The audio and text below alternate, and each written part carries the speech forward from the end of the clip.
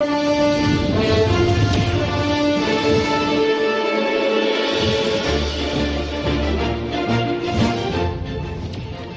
you so much for staying with us, everyone.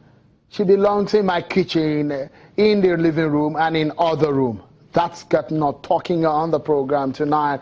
The response of President Muhammadu Buhari in Germany to the comments made by his wife in an interview with the BBC. Barrister Ismail Ahmed, a member of the Board of Trustees of the APC, has been talking to us on the program. Well, it looks so much like this concerns is not only from the wife of the president. The Senate president has raised this issue. It looks so much for some people, that's the narrative in some quarters, that it looks like the president, to some people they believe that the government has been hijacked predominantly by some people who are alien to the APC before the election. Do you agree so?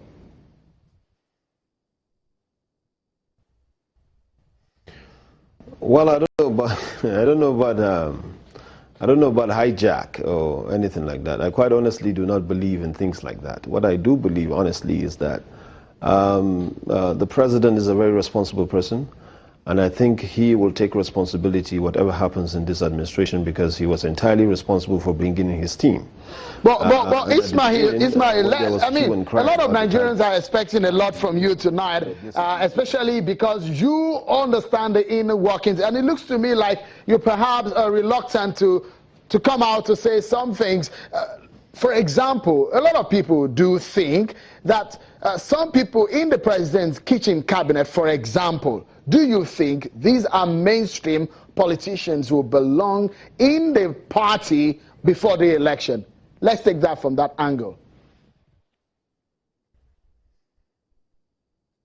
Can you give me an example of the people who are in the kitchen cabinet? I'm not in your party, Ismail. I'm not in your party, but these are views by some leaders of your party. For example, the Senate president has said it, that some people are totally hijacked the government and activities of government. And the wife of the president has raised it. It looks like you're not agreeing with that. I'm trying to give you an answer to that from the best way I understand it.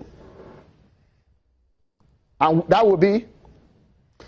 I'm trying to tell you that ultimately, I don't believe in hijacking a presidency. I don't believe in hijacking a governor. I believe that whoever is responsible for assembling a team will have to take responsibility for what the team does. And I think the president is responsible enough to know that whatever happens in his administration, he will take full responsibility because the buck ultimately stops at his table. Yes, given there are certain people who are in positions of authority today that were not part of the campaign. That is so true.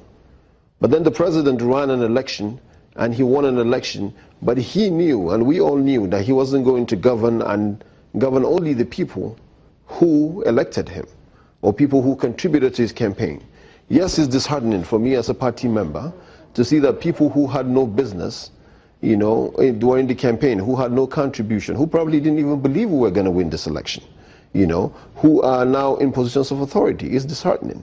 But ultimately, are they giving back to the society based on a value system merit?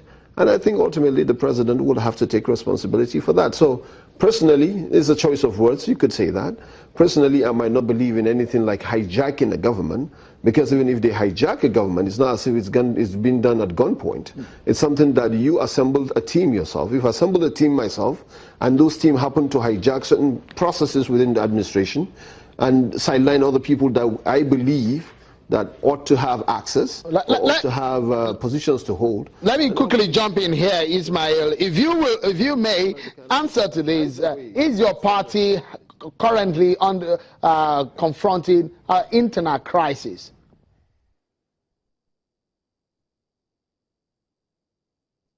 No, I don't think we have internal crisis. We have serious disagreements between particular individuals within the party. That is so true, but I cannot classify it as an internal crisis. We're not at that level yet. But certainly we do have serious disagreements between certain individuals within the party. That is true. But, I mean, you would not classify this also as a crisis when a leader of your party and some other leaders are asking the national chairman of the party to step down? Isn't that enough crisis for a party? Well, look, I know. That's what I said. These are disagreements between certain individuals within the party. Chief John Oyegun, the national chairman of the party, would go down in history with a one legacy, and nobody can take it away from him. He is the first national chairman of one opposition party to win a presidency, the National Assembly, and about 23 gubernatorial seats. Nobody can take that away from him. You know, and nobody can take the fact that Asiwaju Bola Ahmed Tinubu, for example, is perhaps solely responsible for this merger that came about, which failed in 2010 and 2011, which came about in about 2013. He drove the process. He spent personal fortune of his. This I know for a fact.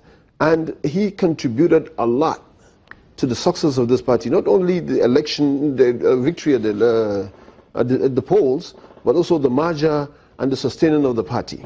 So these are very important individuals that have wonderful legacies to leave with.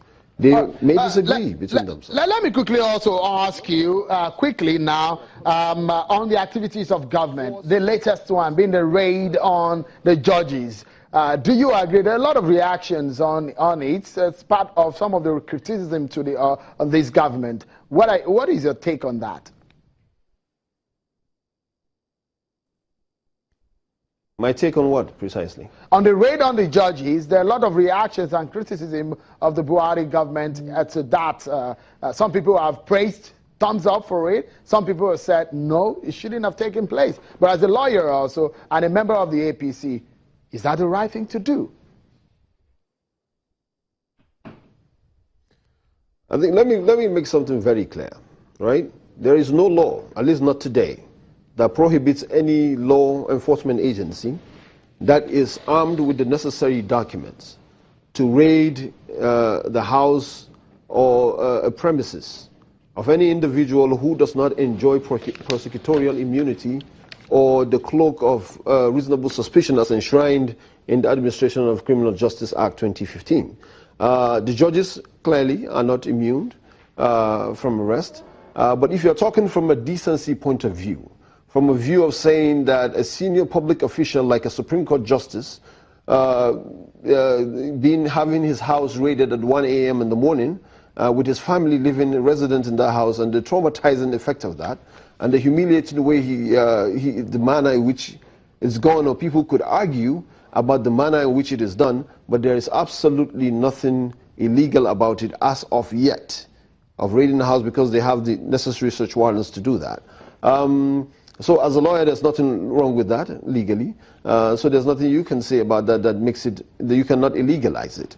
But you can look at it from another point of view, and you can argue as a citizen that this does not bode well. You know, there are other ways in which this arrest could be made, you know, and then you can make those arguments. But certainly you cannot illegalize that thing. And then to say another thing, which is very important, a judge has an attribute of God himself. The attribute of God is to judge. And that's why in all religions you hear of a judgment day. Now, that attribute of God has been given into this temporal world to a judge. Now, a judge is supposed to be the moral scepter of society. Now, when a judge is corrupt, then that is akin to a moral nuclear or atomic bomb, because it breaks the fabric of society. So whatever it takes to rectify and to rectify the corruption in the judiciary, I think it's worth going after. Ismail, but we have to go now. You can argue about the decency and manner in which this arrest was made or the raid. Many thanks so much for your interventions there. Member of the APC Board of Trustees, the former chairman of the APC Youth Forum, Ismail Ahmed, talking to us from our Abuja studio. And that's it on the program tonight. Many thanks for being such a great company on behalf of the team right here at Channels Television headquarters in Lagos. I'm Sean Wakimbale. Bye for now.